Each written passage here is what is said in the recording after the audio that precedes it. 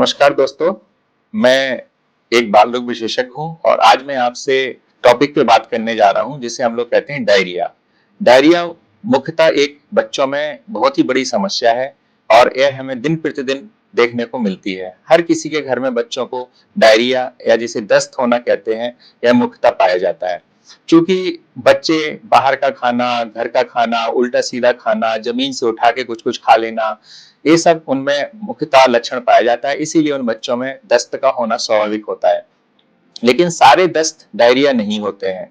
Diarrhoea कब कहते हैं, डायरिया के लक्षण क्या हैं, डायरिया में हम लोग क्या ट्रीटमेंट देते हैं, डायरिया के बचाव के क्या कारण हो सकते हैं, क्या रास्ते हैं, क्या उपाय हैं, उनको हम कैसे अपनी जिंदगी में ला सकते हैं जिससे कि हम अपने बच्चों को स्वस्थ रख सकें।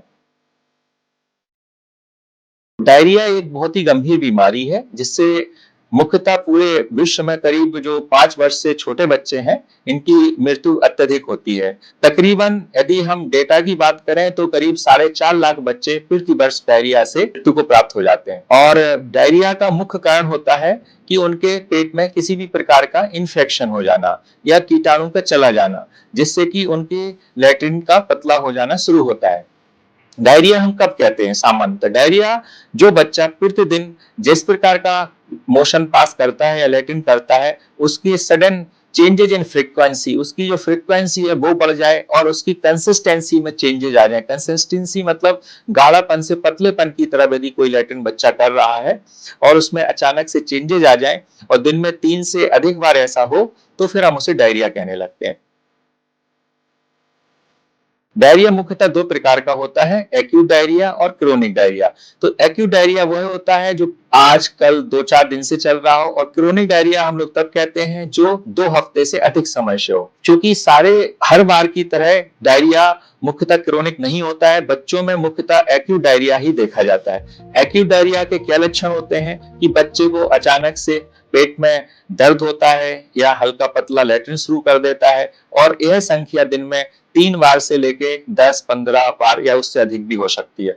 डायरिया डायरिया के समय बच्चों को देखभाल उनकी अधिक आवश्यक हो जाती है, क्योंकि बच्चों के अंदर जब डायरिया होता है तो उसमें लैट्रिन के थ्रू हमारे शरीर के जो जरूरी तत्व होते हैं, जिन्हें हम इलेक्ट्रोलाइट्स कहते हैं, वो बाहर निकलते रहते हैं।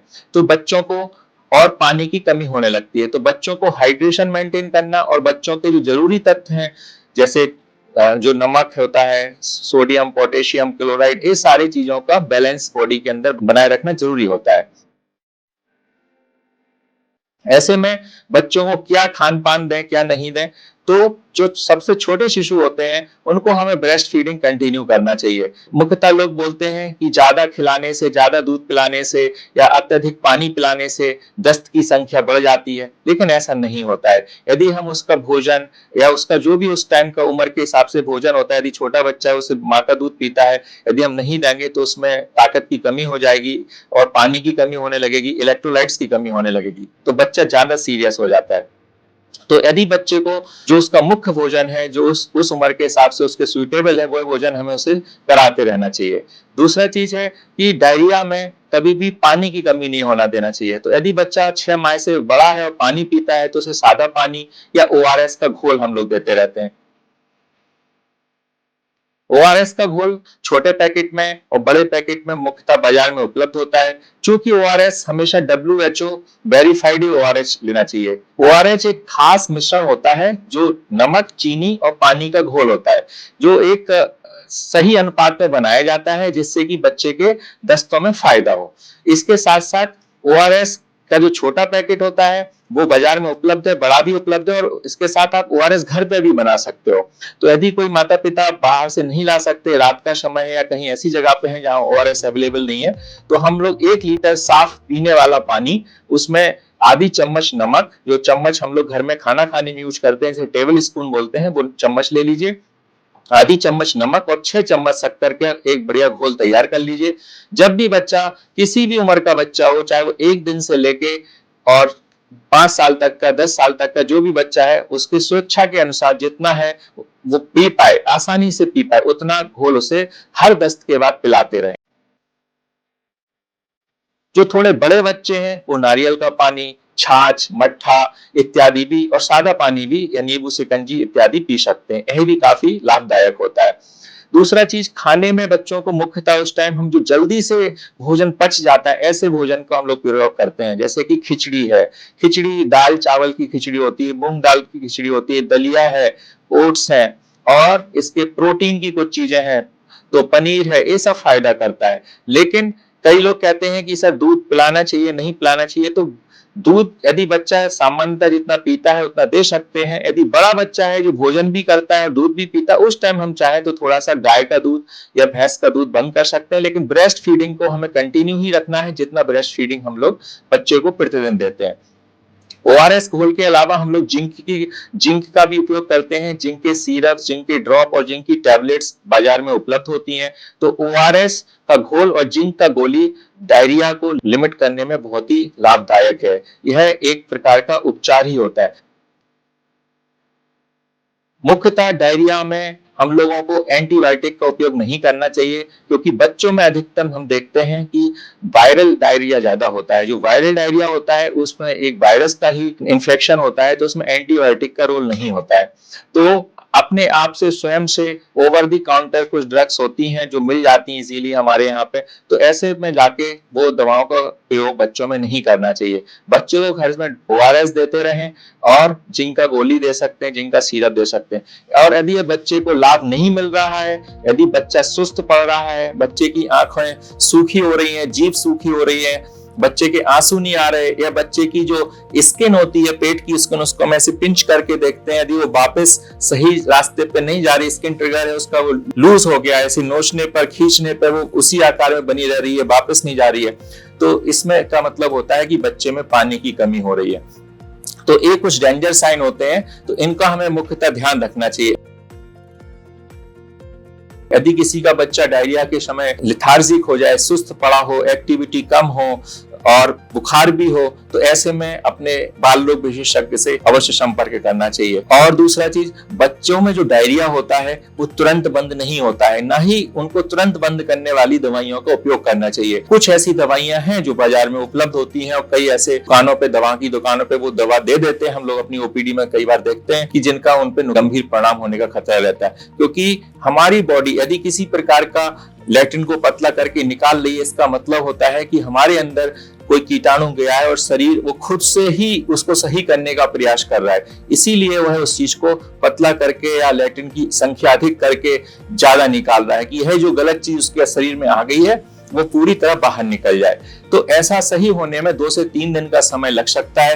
कई बार वायरल डायरिया 10 से अधिक दिन, 14 दिन तक भी रहते हैं। इनमें मुख्यतः रोटा वायरल डायरिया होता है, तो उसका आज के टाइम पे टीका भी उपलब्ध है, वो छोटे शिशु को लगा दिया जाता है, तो उससे रोटा वायरल डायरिया से हम लोग बचाव कर लेते हैं। लेकिन बड़े बच्चों में एंटीबायोटिक का उपयोग डायरिया में मुख्यतः नहीं करना है। लेकिन हाँ, डायरिया के साथ किसी भी प्रकार का खून आ रहा है, चिकनाई है, म्यूकस है, टाइप से अत्यधिक बदबू है, ज्यादा हरे काई कलर की लैट्रिन है, तो ऐसे में हमेशा बाल रोग विशेषज्ञ से उनके संपर्क अवश्य करना चाहिए। बच्चे को सबसे जरूरी होता है लैट्रिन जितनी भी बार भी जाए घबराना नहीं है, उसका हाइड्रेशन मेंटेन रखो। हाइड्रेशन मेंटेन रखने से बच्चा एक्टिव रहता है, खेलता रहता है और बच्चे को सिर्फ दवाओं का जो उपयोग करना है, लिमिटेड दवाओं का उपयोग करके, साथ में कुछ प्रोबायोटिक्स भी हम लोग यूज करते हैं। वो डिपेंड करता है कि बच्चे को किस प्रकार का इन्फेक्शन है, बैक्टीरियल है, वायरल है या फंगल है, तीनों प्रकार के डायरिया हो जाते हैं, तो उन हिसाब से उनका चयन किया जाता है। लेकिन स्वतः अपने आप से एंटीबायोटिक का उपयोग ना करें बच्चों में डायरिया में, और उनके खान पान का बिल्कुल ध्यान रखें और खान पान की कमी ना करें। हल्का, मुलायम, जल्दी पचने वाला खाना दें। पानी, ओआरएस, लस्सी, मट्ठा इत्यादि पिलाते रहें। कुछ चीजें हम लोग जो बड़े बच्चे होते हैं उन्हें मना करते हैं, जैसे कि जो पैकेट वाले जूस होते हैं, टेट्रा पैक, उनमें प्रिजर्वेटिव युक्त वो भोजन होता है, तो उसको अवॉइड करना चाहिए।